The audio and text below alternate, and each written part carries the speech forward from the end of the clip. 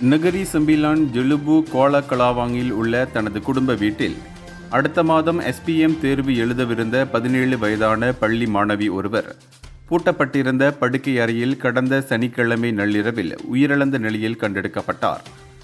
இந்த சம்பவத்தை நகரி சம்பிலான் காவல்துறை தலைவர் டத்தோ அல்சஃப்னி அகமட் உறுதிப்படுத்தியுள்ளார்.